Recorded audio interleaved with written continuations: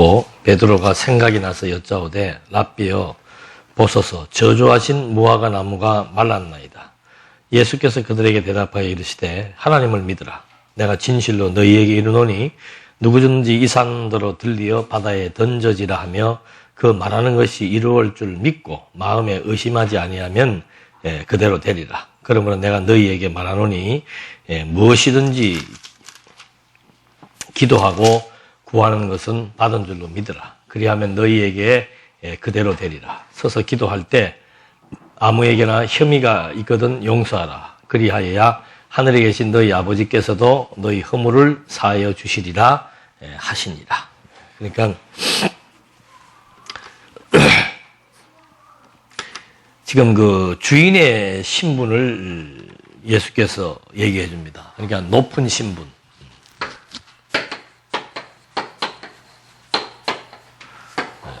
뭐 원래는 하나님의 아들인데 하나님의 아들이 일단 낮은 신분을 보여주고 그 다음에는 이제 반대로 높은 신분을 보여주는 겁니다. 근데 높은 신분이라고 하는 것이 모든 것의 주인이란 뜻이죠. 그래서 이 주가 들어갔을 때 우리는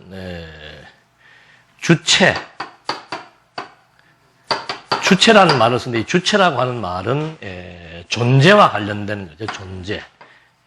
체니까. 어떤 근본. 그 다음에 주권. 주권은 사역과 관련이 됩니다. 그러니까 당신이 모든 것들을 존재하는 것의 근본, 실체다. 그 다음에 모든 것들을 당신이 다 주관해 나가신다. 관리해 나가신다. 일하신다. 이런 맥락에서 높은 신분이니까 주인인데 주인이라고 하는 것 자체가 모든 것을 존재하는 것을 모든 것의 근원이 된다는 것. 그 다음에 모든 것들을 당신의 뜻대로 섭리하신다는 것. 그게 주인이에요. 이게 주인이라고 하는 것은 한마디로 말하면은 마음대로 한다 이 말이에요. 마음대로 한다는 거죠. 왜 마음대로 할 수 있는가?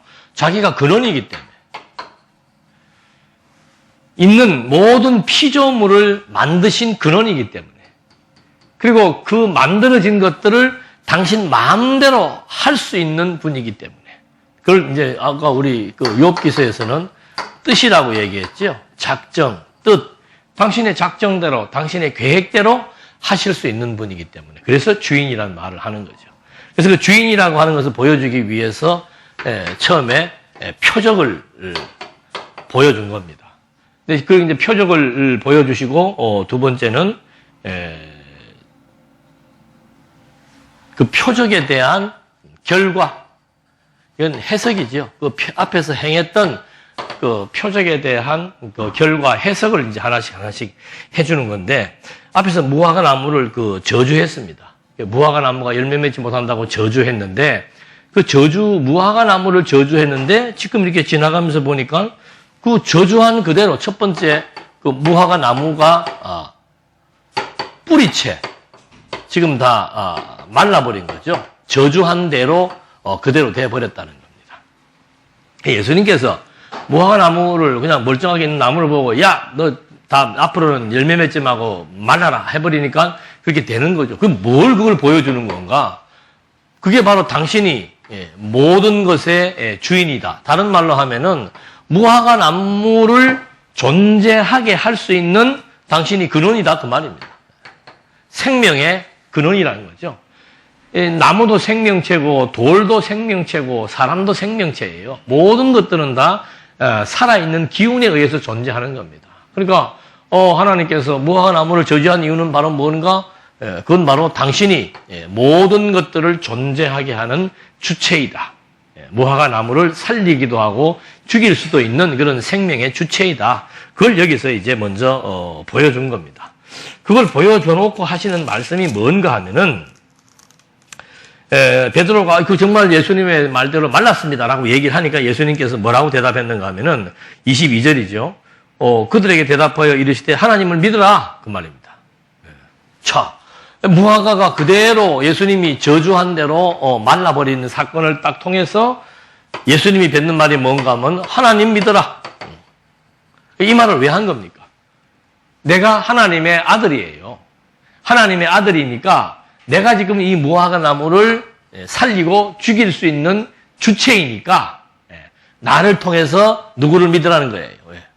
하나님을 믿어라. 그 얘기를 하는 거예요. 하나님을 믿어라. 해놓고서는 하나님을 믿는다는 것이 바로 무엇을 믿는 것인가에 대한 설명을 해주는 겁니다. 내가 진실로 너희에게 이르노니 이 산들어 들리어 바다에 던지지라 하여 그거 말하는 그것이 이루어질 줄로 믿고 마음에 의심하지 않으면 그대로 되리라. 자, 이 말도 우리가 지금 내가 방금 아주 중요한 얘기를 했습니다. 하나님을 믿어라라고 해놓고는 하나님을 믿는다는 것이 뭔가? 뭘 믿는다는 겁니까? 여기서 지금 하나님을 믿으라 하는데 앞에서 무화과를 저주했는데 무화과가 그대로 말라 비틀어져 죽어버린 거예요. 그 사건을 보면서 예수님이 하시는 말씀이 하나님을 믿으라 했는데 하나님을 믿는다는 게 뭘 믿는다는 거예요? 하나님이 어떤 분이라는 겁니까? 생명의 근원이며 주체가 된다는 사실을 믿으라 그 말이에요. 이게 지금 내가 미리 말씀드린 이유는 뭔가 하면은 이게 지금 정확히 이해가 안 되면 그 다음 나오는 내용을 해석할 수가 없어요. 자, 너희에게 겨자씨만한 믿음이 있어서 이 산들어 들려 자, 팔공산아 저 부산 금정산으로 옮겨라. 그러면 어떻게 된다는 겁니까? 옮겨진다는 거죠. 뭐만 있으면은. 그냥 믿음이 아니고 다른 복음서에는 겨자씨만한 믿음이라 그랬어. 그럼 여러분들에게 겨자씨만한 믿음이 있어요? 없어요? 뭐 믿음이 없다는 거잖아. 그런 논법이 아니라는 거예요. 그러니까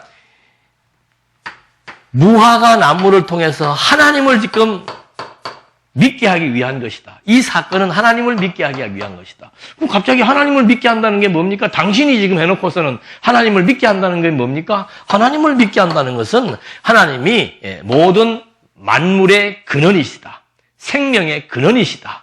모든 만사와 만물의 주체가 되는 분이시다. 내가 바로 하나님의 누구이다. 아들이다. 그러니까 하나님과 당신의 관계를 왔다 갔다 하시면서 당신이 모든 만물의 주인이라고 하는 사실을 증거해 주는 거예요. 그러니까 주인이니까 무슨 말이에요? 이 산을 들려서 저쪽으로 옮길 수 있다. 바로 그 믿음의 주체가 하나님이라고 하는 것을 말하는 거예요. 여러분들이 믿음이 있으면은 이 산 훅 하면 저 산으로 옮겨지고 그런 얘기를 하는 게 아니고 그 믿음의 주체가 산을 옮길 수 있는 그런 주체가 누구인가? 무화과를 마르게 한 난데 나는 바로 하나님이 보내신 하나님의 아들이다. 그걸 지금 이렇게 논리적으로 설명을 해주는 거죠. 그러니까 이게 쉬운 얘기가 아니에요.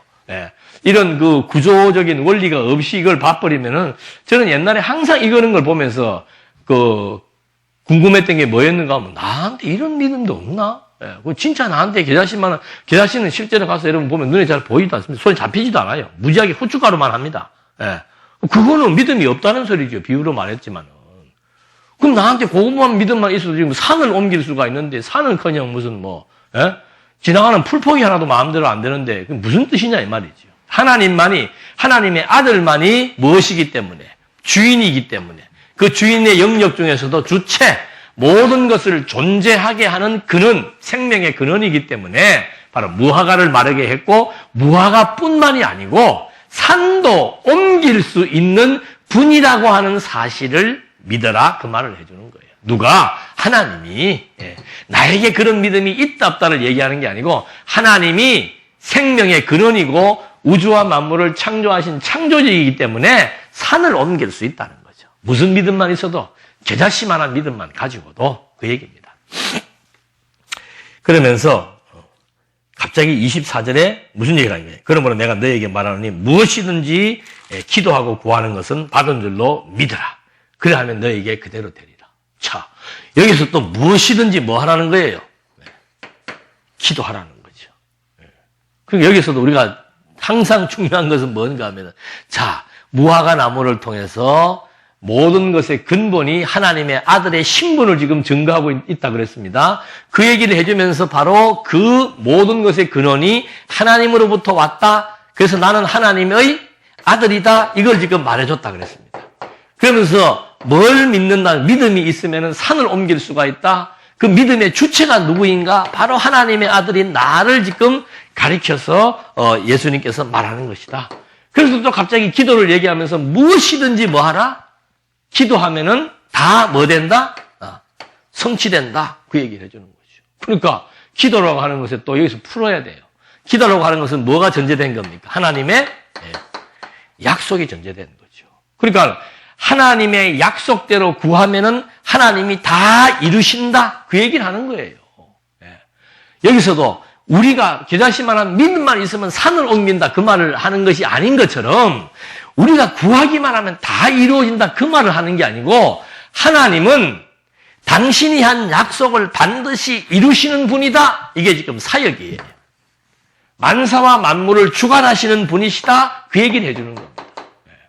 그러니까 하나님은 기도를 통해서 만사와 만물을 주관하시는 분이시다라고 하는 사실을 보여주었고 주권을 보여주었고 그 다음에 믿음을 통해서 모든 것들을 존재하게 하시는 주체가 되는 생명의 근원이심을 지금 보여주었고 무화과 나무를 마르게 하심으로써 역시 마찬가지로 모든 피조물들의 생명체를 당신 마음대로 주관하시고 생명의 주체가 되신다는 사실을 보여주심으로써 그 표적의 결과를 해석해서 내가 바로 주인이다. 만사와 만물의 주인이다. 풀의 주인이요. 산의 주인이요. 그리고 약속대로 이루시는 만사의 주관자, 주권자가 되는 하나님의 아들, 높은 신분을 갖고 있다. 높은 신분이라고 하는 것은 하나님과 동등된 신분이죠. 하나님과 동등됐다라고 하는 것은 모든 것의 근원이라고 하는 것을 의미하는 겁니다. 그래서 바울이 모든 만물이 어디에서 나왔다? 주에게서 나왔다. 그리고 주로 말미암고 주에게로 돌아간다. 그 말을 하는 그런 맥락과 같은 얘기를 지금 해주고 있는 겁니다. 그래서 이 성경은 짧을수록 어려운 게 많아요. 이 마가복음이 쉬운 것 같지만 지금 이거를 풀려면은 이게 무슨 수학 공식이에요. 이게 논리학입니다. 논리학, 수사학이에요. 그래서 이런 것들이 어떤 사실을 여기서 말을 했을 때 그 사실을 말했던 배경에 대한 의미 파악이 안 되면은 그다음부터 풀어지지가 않는 거죠. 나타난 것만 얘기하면은 자, 여러분 겨자씨만한 믿음 말씀은 산을 옮길 수 있습니다. 여러분 무엇이든지 구하기만 하면 다 이루어집니다. 됩니까? 안 됩니까? 안 되죠. 산도 못 옮기고 뭘 내가 구한다고 다 이루어져요. 구한다고. 안 이루어지는 게 더 많은데. 그래서 이런 것들이 이런 맥락 속에서 초점이 뭔가? 예수가 바로 높은 신분을 지니고 계신 하나님의 아들이다. 그걸 지금 여기에서 표적을 통해서 보여주었고 그 표적에 대한 해석을 통해서 하나하나 설명을 해주고 있는 겁니다. 그러면서 여기에서 뭐라고 그래요? 25절 서서 기도할 때 아무에게나 혐의가 있거든 용서하라. 그리하여야 하늘에 계신 너희 아버지께서도 너희 허물을 사하여 주시리라. 자, 여기서 뭐가 나와요? 용서가 나오죠. 용서. 근데 용서에 지금 여기 포인트가 뭡니까? 용서를 해야 누가? 하늘에 계신 아버지께서도 뭐 한다? 용서해 준다. 그 말은 용서의 주체가 지금 말은 지금 우리 보고 용서라고 얘기를 했지만은 그 용서의 주체가 누굽니까? 하나님이죠. 세상 죄에 지고 가는 어린 양을 통해서 욥의 친구들이 스스로의 죄를 속할 수 없고 반드시 욥을 통해서 용서를 받는 것처럼 너희 서로 용서해라. 그 말은 뭡니까?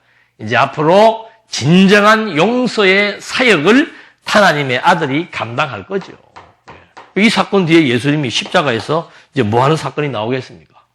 죽는 사건이 나오는 겁니다. 그래서 당신만이 용서의 주체가 됨을 설명하기 위한 것.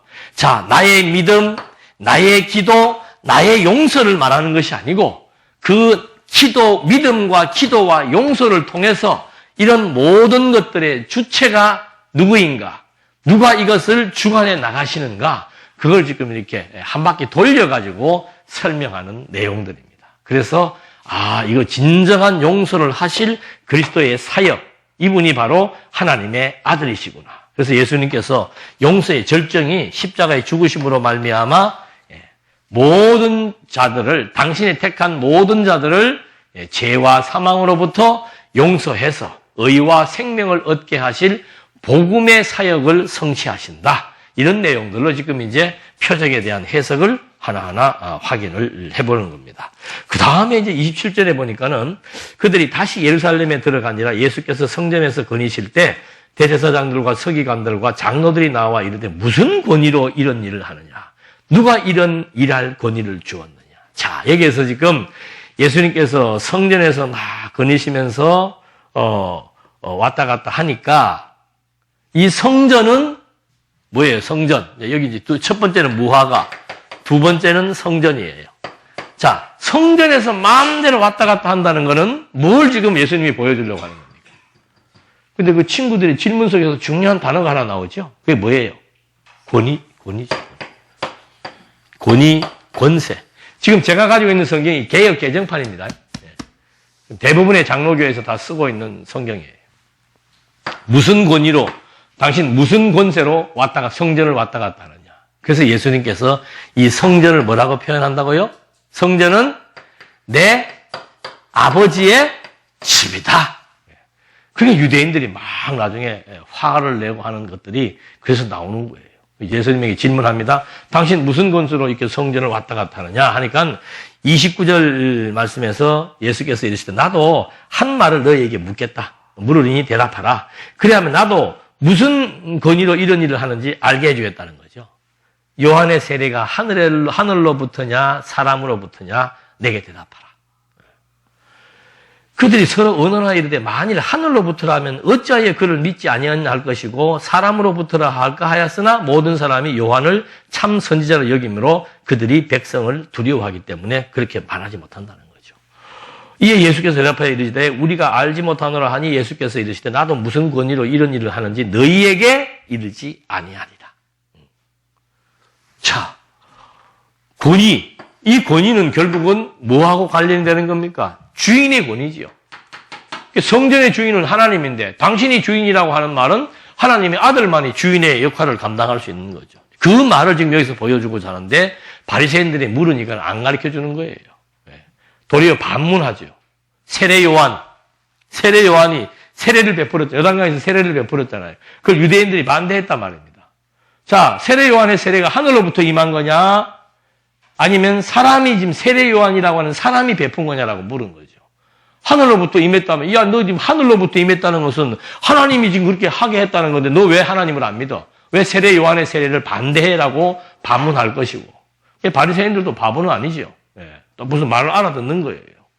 그리고 사람으로부터 세례 요한이라는 사람이 그걸 했다 그럴 것 같으면은 지금 세례 요한을 하나님이 보낸 선지자로 믿고 있는 유대 사람들이 많이 있는데 그 사람들로부터 바리새인들이 돌팔매질을 당할 수가 있죠. 그러니까 이러지도 못하고 저러지도 못하고 이제 가만히 있으니까 예수님이 나도 너희들에게 말 안 해줄란다. 말 안 해주는 이유가 뭡니까? 말씀을 들어야 될 자와 듣지 못할 자가 있다는 거죠. 그래서 예수님께서 비유로도 말하잖아요. 비유로 말하기도 하고 여기는 아예 말을 안 해주기도 하고. 그러니까 이 복음이라고 하는 것이 아무나 듣는 것이 아니라는 게 너무도 약관한 거죠. 너무도 분명하게 나타나는 건데 이렇게 해서 지금 당신의 권위를 역설적으로 지금 여기에서 설명을 해주고 있는 겁니다. 그러면서 12절에 맞죠? 몇 절까지 했죠? 아니, 다 읽었습니까? 예. 그 다음에 12장 1절에 예수께서 비유로 그들에게 말씀하시되 한 사람이 포도원을 만들어 산 울타리로 두르고 즙자는 틀을 만들고 망대를 지어서 농부들에게 세로 주고 타국에 갔더니 때가 이르면 농부들에게 포도원 소출 얼마를 받으려고 한 종을 보내니 그들이 종을 잡아 심히 때리고 거저 보내었거늘 다시 다른 종을 보내니 그의 머리에 상처를 내고 능력하였거늘 또 다른 종을 보내니 그들이 그를 죽이고 또 그 외에 많은 종들도 더러는 때리고 더러는 죽인지라. 이제 한 사람이 남았으니 곧 그가 사랑하는 아들이라. 최후로 아들을 보내매 이르되 내 아들은 존대하리라 하였더니 그 농부들이 서로 말하되 이는 상속자니 자 죽이자. 그러면 그 유산이 우리의 것이 되리라 하고 이에 잡아 죽여 포도원 밖에 내던졌느니라. 포도원 주인이 어떻게 하겠느냐? 와서 그 농부들을 진멸하고 포도원을 다른 사람에게 주리라. 너희가 성경에 건축자들이 버린 돌이 모퉁이의 머릿돌이 되었나니 이것은 주로 말미암아 된 것이요 우리 눈에 놀랍도다 함을 읽어보지 못하였느냐 하시니라.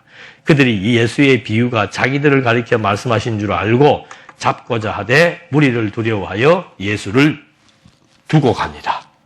그러니까 이 유대인 그 바리새인들이 여기서는 이제 예수님이 순환당하는 신분을 보여줍니다. 여기는 주인의 권세에 의해서 보여줬고, 그 다음에 두 번째는 말씀의 권세로서 보여주는 겁니다. 말씀을 통해서 말씀으로 당신이 주인이라는 사실을 보여주는데, 첫째는 순환의 신분.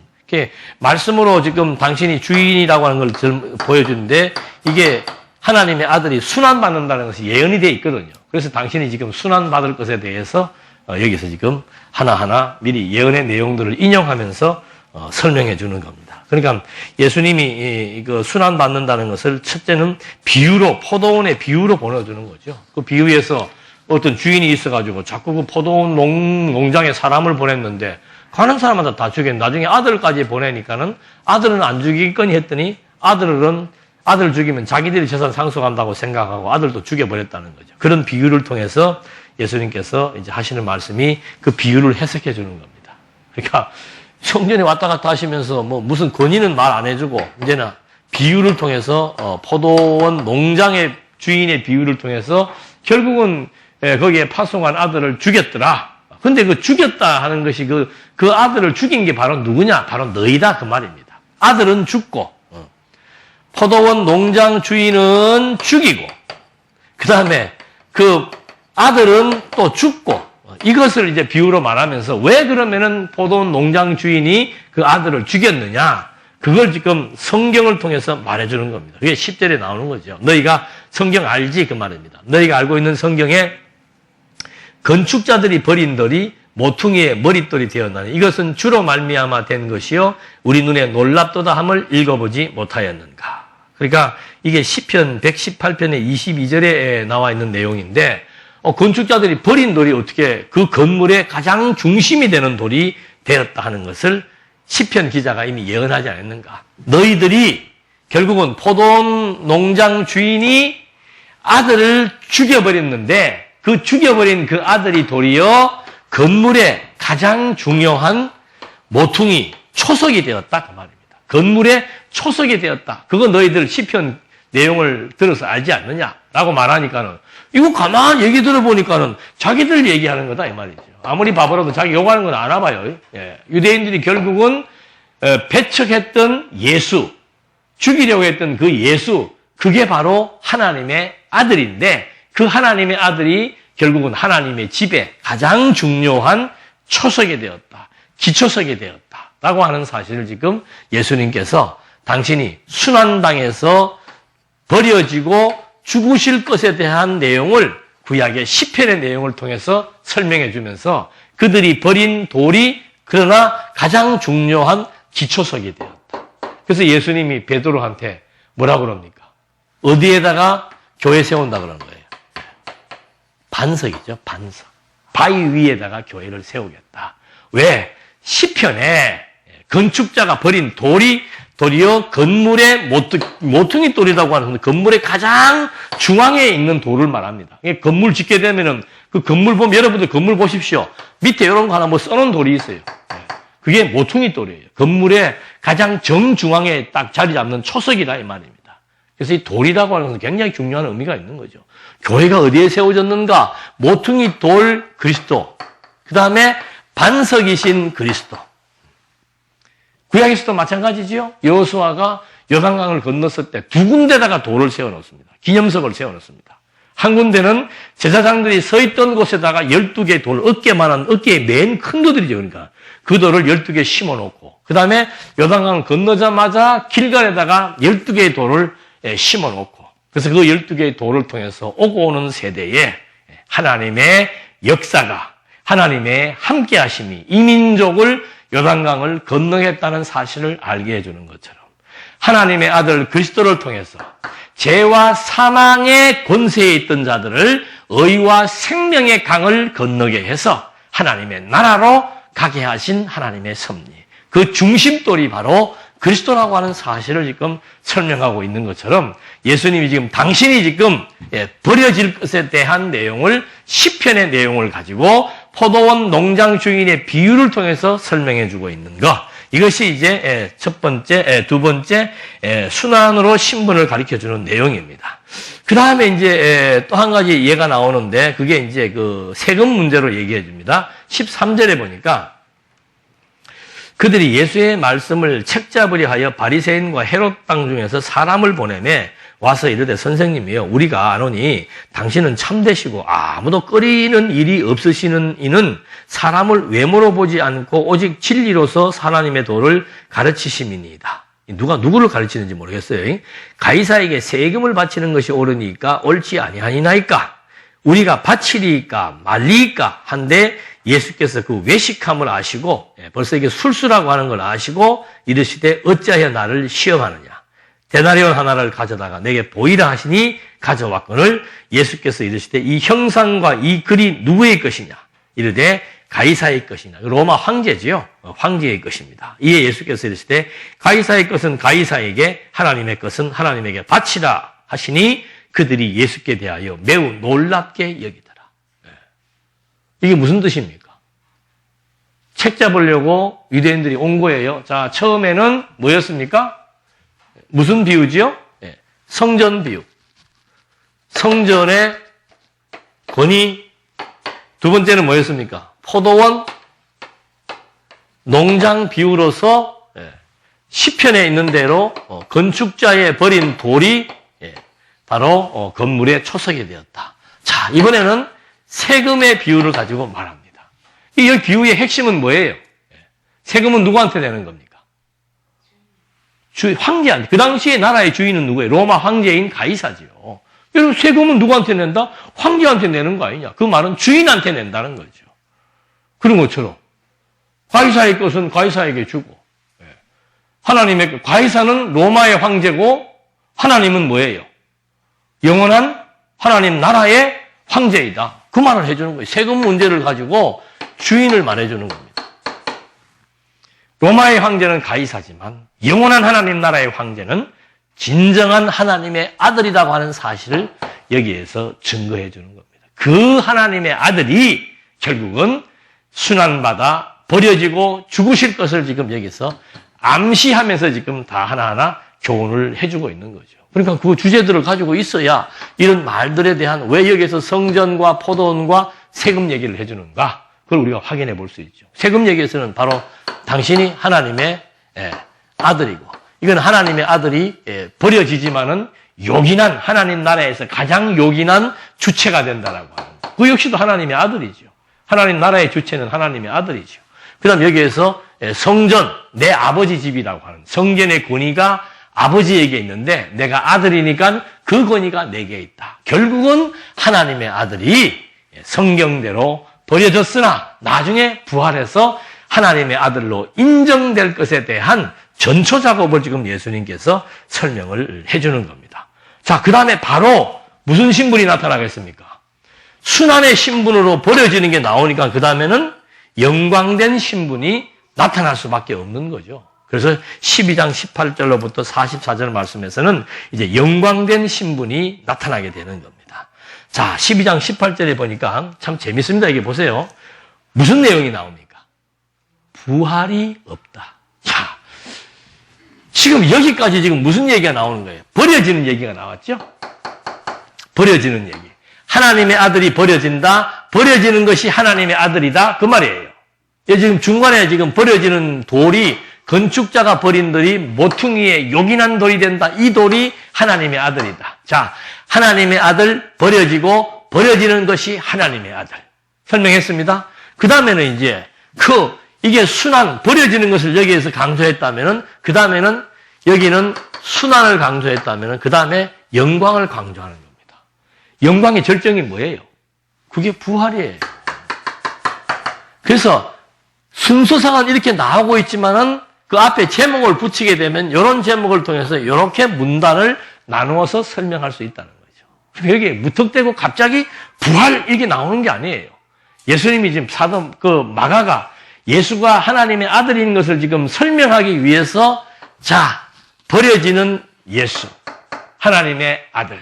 그 다음에 부활하사 하나님의 아들로 확정되는 거. 이걸 이제 버려지고 부활하는 거, 죽음에서 부활하는 거. 이걸 이제 논리적으로 설명해 주고 있는 겁니다. 그래서 지금 부활에 대한 이제 설명을 18절로부터 해주고 있는 건데, 보실까요? 부활이 없다 하는 사두개인들이 예수께 와서 물어 이르되, 예수님은 항상 보면 이렇게 질문할 때 대답을 해주는 습관이 있네요. 부활이 없다 하는 사두개인들이, 바리새인들은 부활은 믿어요. 근데 이 사두개인들이 부활을 믿지 않나 봐요. 19절 선생님이요. 모세가 우리에게 써주기를 어떤 사람의 형이 자식이 없이 아내를 두고 죽으면 그 동생이 그 아내를 취하여 형을 위하여 상속자를 세울지라 하였나이다. 칠형제가 있었는데 마지가 아내를 취하였다가 상속자가 없어 죽고, 둘째도 그 여자를 취하였다가 죽고, 셋째도 그렇게 되고, 일곱이 다 상속자가 없었고 최후의 여자도 죽었나이다.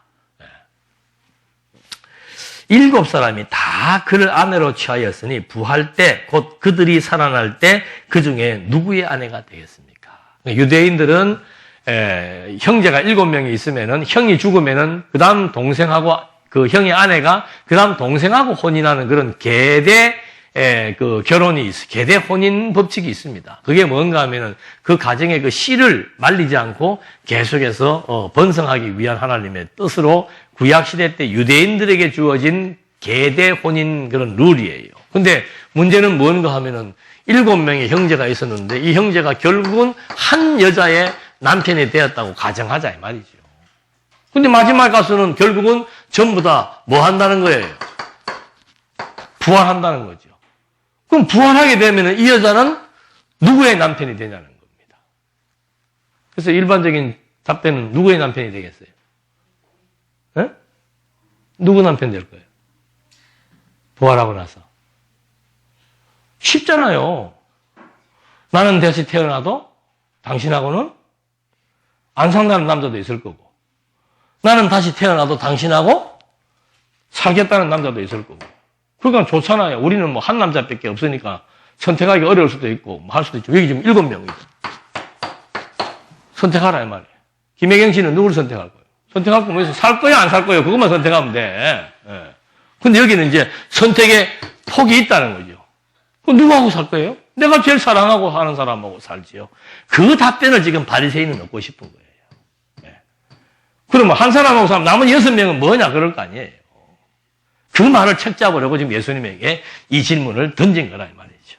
그러니까 24절 보십시다. 예수께서 이르시되 너희가 성경도 하나님의 능력도 알지 못함으로 오해함이 아니냐. 이 무식한 사람들아. 사람이 죽은 자 가운데서 살아날 때는 장가도 아니 가고 시집도 아니 가고 하늘에 있는 천사들과 같으니라. 자, 부활체에 대한 설명이에요. 우리는 육체라고 하는 것은 반드시 뭐가 있습니까? 성별이 있습니다. 남성과 여성이 있습니다. 그런데 부활체라고 하는 것은 뭔가 하면은 남성과 여성의 성적 구분이 없다는 거죠. 그래서 26절 죽은 자가 살아난다는 것을 말할진대 너희가 모세의 책 중 가시나무 떨기에 관한 글에 하나님께서 모세에게 이르시되 나는 아브라함의 하나님이요 이삭의 하나님이요 야곱의 하나님이라 하신 말씀을 읽어보지 못하였느냐. 하나님은 죽은 자의 하나님이 아니요 산 자의 하나님이시라. 너희가 크게 오해하였다 하십니다. 그러니까 결국은 아브라함의 하나님, 이삭의 하나님, 야곱의 하나님은 뭐 하는 거예요? 지금도 그 하나님은 살아계신 거예요. 그리고 그 하나님은 언약대로 결국은 아브라함과 이삭과 야곱에게 언약하신 대로 누구를 보낸 겁니까? 하나님의 아들을 그 혈통으로 보냈다는 거예요. 그 역사처럼 지금 너희가 모세의 책 중에서 아브라함과 이삭과 야곱의 하나님이라는 그 말씀의 의미를 이해하지 못하고 있구나. 하나님은 죽은 자도 살리시는 하나님. 그리고 부활을 반드시 이루시는 하나님인데 그 부활이라고 하는 것은 무엇을 의미하는가? 천사처럼 무엇이 없다? 네, 성별이 없다. 근데 이거는 어딜로 거슬러 올라가면 알 수 있어요. 어딜로 거슬러 올라가면. 태초에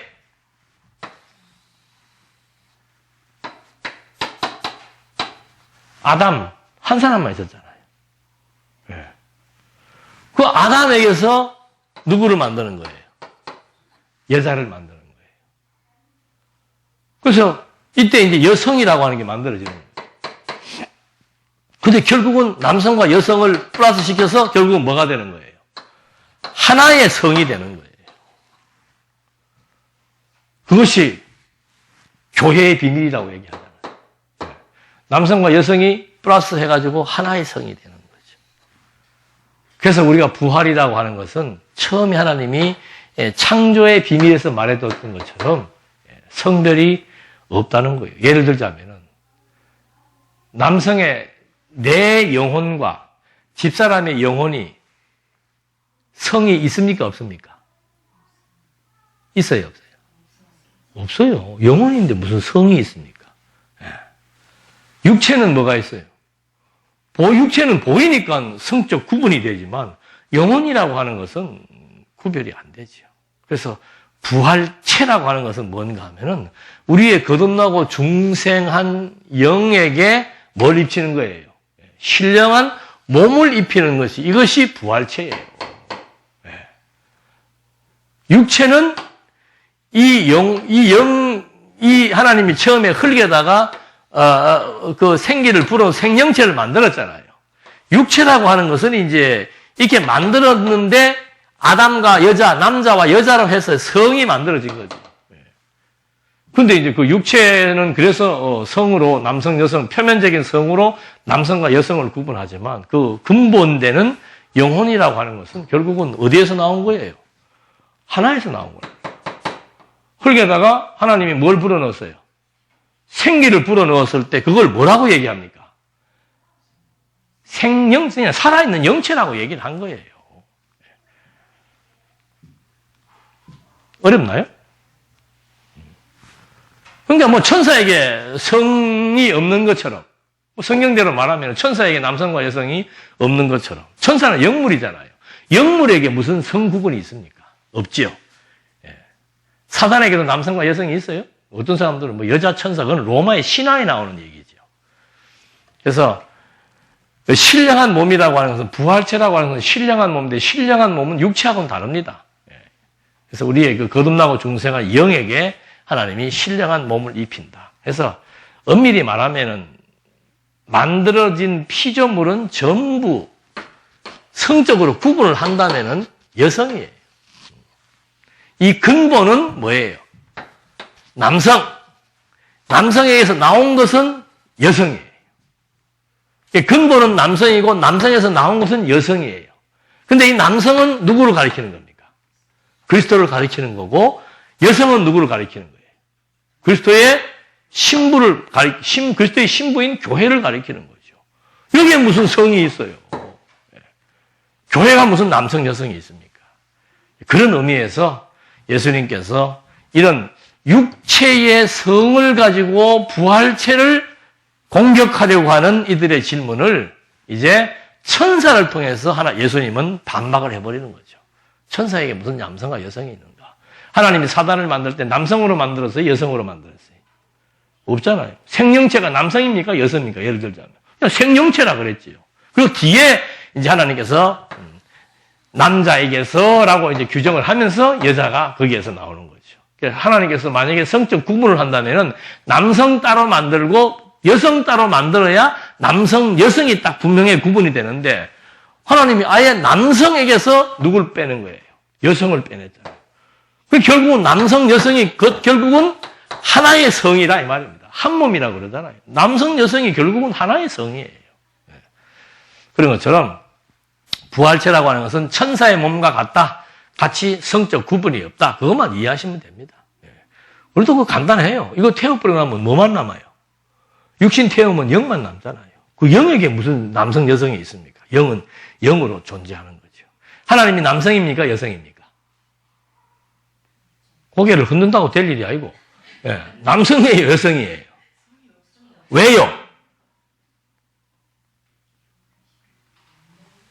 하나님은 무엇이니? 이제 됐죠? 근데 무슨 하나님 어머니 찾고 하나님 아버지 찾고 성경에 나오는 아버지 개념은 그냥 어떤 권위, 주권, 권세의 개념으로 말해주는 거예요. 그래서 영광의 신분을 갈 때 제일 먼저 이제 골치 아픈 부활을 말해주는 겁니다. 그래서 이 부활도 사람들이 이런 부활체에 대한 이해가 안 되니까 자꾸, 부활을, 육체의 부활을 자꾸 생각하는 거죠. 이 몸으로 죽었다가 이 몸으로 다시 사는 줄로 알아요. 그러니까 이 몸으로 죽었다가 이 몸으로 다시 살면은 뭐가 있는 거예요? 성이 있는 거지. 남성과 여성이 있어야 되는 거죠. 근데 이 몸으로 죽었다가 죽기는 이 몸으로, 이 몸은 흙에서 온 거니까 흙으로 심으면 다 썩어버리는 거예요. 흙으로 돌아가 버리는 거죠. 왜? 흙에서 취했으니까 흙으로 돌아가지만 이걸 잘 이해하시면 돼. 하나님께서 사람을 만들 때 흙을 재료로 쓰는 거 아니에요. 흙을 꼼지락, 우리가 뭐 현재 왜 그런 걸 연상을 한다면 점토 만들듯이 거기다가 꼼지락꼼지락 흙으로 뭘 만들어 놓고는 거기다가 뭘 집어넣은 거예요? 생기를 집어넣은 거죠. 내가 어떤 물체를 만들어 놓고 거기다가 배터리를 집어넣으면 이게 어떻게 돼요? 로봇가 어떻게 돼요? 움직이잖아요. 똑같은 거예요. 물질에다가 하나님의 배터리, 생기를 집어넣으니까 이게 뭐가 된 거예요? 사람이 되는 거예요. 사람이. 사람은 두 가지예요. 이게 이제 결국은 나중에 보이는 것이죠. 이거는 땅으로 돌아가고 요거는 어떻게 되는 거예요? 영원히 존재하게 되는 거죠. 문제는 뭔가 이것이 사는 상태로 존재하느냐, 죽은 상태로 존재하느냐. 사는 상태로 존재하면은 산 상태에서 신령한 몸을 입히는 것이고, 죽은 상태로 존재하면 죽은 상태에다가 신령한 몸을 입히는 거예요. 왜? 그 신령한 몸이라고 하는 것이 이 피조 세계를 벗어난, 요 세계를 벗어나서 이 세계가 살 때는 보이는 육체가 필요하지만 이 세계가 없어지고 나면은 그 다음에는 육체, 보이는 것이 존재하는 것이 아니고 보이지 않는 것이 존재하는 세계가 돼요. 보이지 않는 세계에서 존재하는 세계에서의 몸이라고 하는 것이 뭔가 하면 그게 신령한 몸이라 이 말입니다. 보이는 세계에서는 보이는 육체의 옷을 입지만 보이지 않는 세계에서는 보이지 않는 옷을 입는 거죠. 그 보이지 않는 옷이 뭔가 하면은 신령한 몸인데 그걸 우리가 부활이라고 얘기하는데 부활은 두 가지예요. 생명부활과 사망부활이 있다는 거죠. 하나님의 백성은 거듭나고 중생해서 생명부활을 하는 거고 하나님의 백성이 아닌 자들은 사망부활을 하는 것이고 그래서 생명과 사망이 나눠지게 되는 거죠. 사망한 사람들이 거하는 상태가 지옥의 상태고 생명으로 거하는 상태가 천국의 상태고 그걸 하나님의 나라라고 얘기를 하는 거고 그런 의미에서 이제 천국과 지옥, 부활의 몸과 육체의 몸, 이거는 전혀 다른 성질의 것이라고 하는 거죠. 아니, 근데 우주를 가는데 우주복을 입지 않으면 몸이 어떻게 되겠어요? 분해돼 버려요. 그 압력 때문에. 그래서 우주 갈 때는 반드시 무중력 상태를 견딜 수 있는 우주복을 입잖아요. 여기도 마찬가지예요. 보이는 세계야 이 몸으로 입지만 보이지 않는 세계, 이 살고 있는 우리가 보이는 이 우주 공간을 넘어서는 곳에 가도 몸이 다 분해가 돼버리는데 보이는 것이 분해가 돼버리니까 이 옷을 못 입잖아요. 그래서 우주복을 입어야 되는 것처럼 이 보이는 세계를 벗어날 때에 살아가는 몸이라고 하는 것은 이 몸으로 살 수가 없는 거죠. 그래서 우주복과 같이 신령한 몸을 따로 입는다는 거예요. 그게 부활이다. 그래서 예수님께서 나는 부활이요 생명이다 하시면서 당신이 스스로 부활을 하셨는데 예수님이 왜 그러면 눈에 보이는 형체로 부활을 한 거예요? 그거는 부활했다는 걸 보여주기 위한 하나의 표징이에요. 증거예요. 아니 내가 죽을 때의 모습 그대로 가지고 부활을 해야 저 사람이 살아났다는 걸 알 수가 있지. 죽을 때는 이 모습으로 죽고 부활은 보이지 않는 몸으로 보여버리면 알아야 몰라요. 유령으로 왔다 갔다 하는 소리만 들리고 이래버리면 이제 혼란스럽지. 그래서 그대로 못자국까지 다 보여주면서 이제 알겠냐? 내가 죽음에서 부활했다는 거 알겠냐? 보여주고는 그 부활한 몸이 나중에는 결국은 어디로 올라가는 겁니까?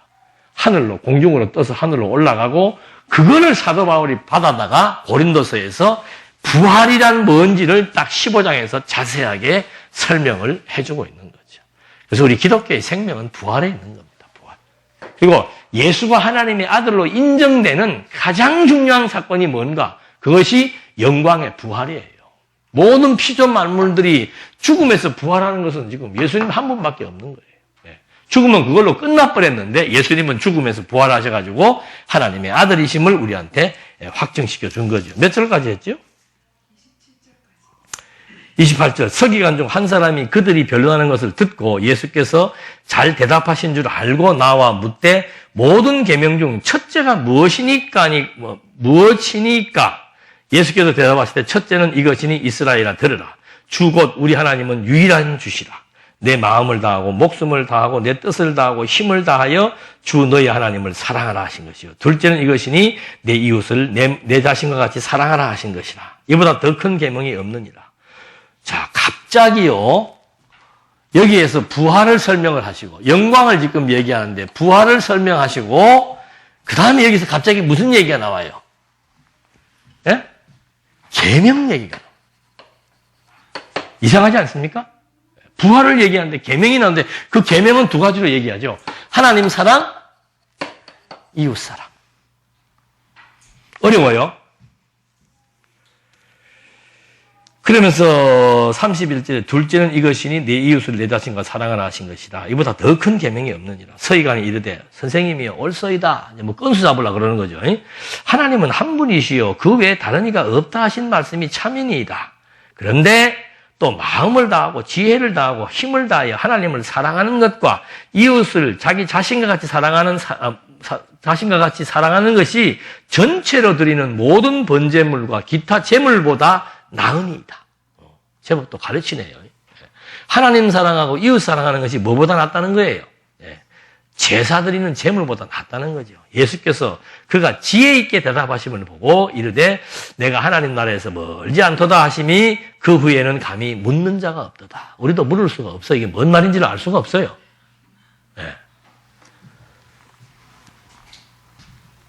연결하지 않으면 무슨 말인지 몰라요.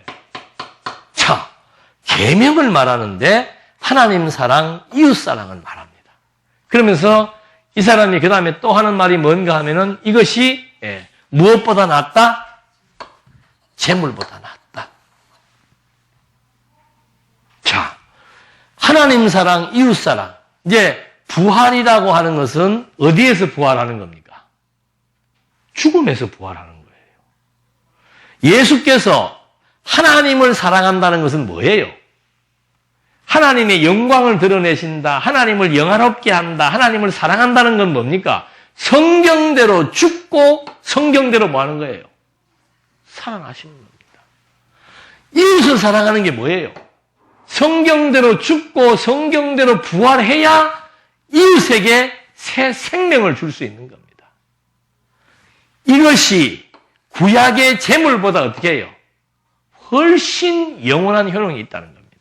구약의 제물의 역할은 뭡니까? 주인의 죄를 짐승의 피로 말미암아 짐승을 죽여서 주인을 살리는 거 아니에요. 근데 이 제물은 늘 드려야 돼. 막 1년에 한 번씩 또 드리고 수시로 드려야 됩니다. 그래야 이 제물이 효능을 발휘하는데 예수님이 죽고 부활하시는 이 사건은 한 번의 사역으로 말미암아 영원한 제물의 효능을 발휘하신다 이 말이죠. 그러니까 하나님을 사랑하고 이웃을 사랑하는 것, 예수가 죽음에서 부활하는 것이 위로는 하나님을 사랑한다. 하나님의 뜻을 성취하시는 것이기 때문에 하나님을 사랑하는 거예요. 그 다음에 아래로 이웃을 사랑한다. 자기가 죽음에서 부활하사 자기 백성들에게 제물의 역할, 단번에 제물의 역할을 감당해서 자기 백성들에게 영원한 생명을 나누어 주실 수 있기 때문에 이것이 진정한 이웃사랑이다 이 말입니다. 내 계명은 하나님 사랑과 이웃 사랑이다. 이걸 또 우리가 하나님 사랑, 이웃 사랑 하겠다고 막 하는데 이게 누가 할 수 있는 거예요. 그래서 여기에서도 영광된 신분에서 부활이 무엇인지를 설명을 하고 두 번째는 그 부활이 어떤 의미가 있는지, 부활은 성취의 의미가 있다 이 말입니다. 그래서 계명을 두 가지로 요약을 했을 때 하나님 사랑, 이웃 사랑인데 하나님의 사랑, 하나님을 사랑한다는 것이 뭔가? 하나님의 언약을 성취하시는 것이 하나님을 사랑하는 거예요.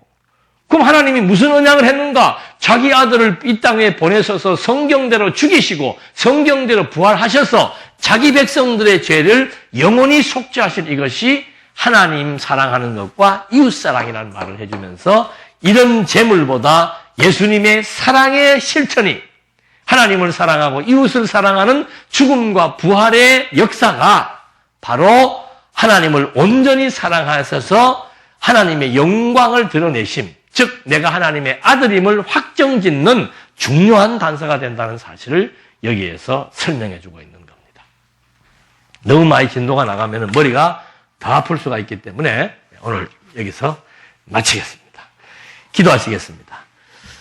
하나님의 아들이 이 땅에 오셨고 그 아들이 정말 그리스도라는 사실을 확증한다는 것은 우리에게 주어진 당면 과제이기에 오늘 성령을 통해서 예수께서 왜 죽으시고 왜 부활하셨는지에 대한 내용들을 성경적 근거에 의해서 확인해 보며 정말 하나님의 아들이 이 땅에 오신 사건이 오늘 우리에게 생명이 되고 오늘 우리에게 하나님의 나라가 주어지는 기업이 된다는 사실을 또 한 번 깨달아 보면서 하나님 저희에게 무지에서 지혜를 주셔서 정말 예수가 죽음에서 부활하사 하나님을 사랑하고 이웃을 사랑하신 하나님의 아들이심을 확증하게 해주어서 이 아들이 우리와 함께 하사 생명을 갖고 부활의 근본 되시는 하나님의 아들이 우리와 함께 하사 모든 피조 만물을 주관하시는 하나님의 아들이 우리와 함께 하사 우리의 일거수일투족을 주관해 나가신다는 사실 앞에 이 하나님을 의지하며 살아갈 수 있는 우리가 바로 참된 행복된 자임을 또 한 번 깨닫고 여호와 경외하기를 힘쓰며 살아갈 수 있도록 인도해 주시옵소서. 예수님의 이름으로 기도드립니다. 아멘.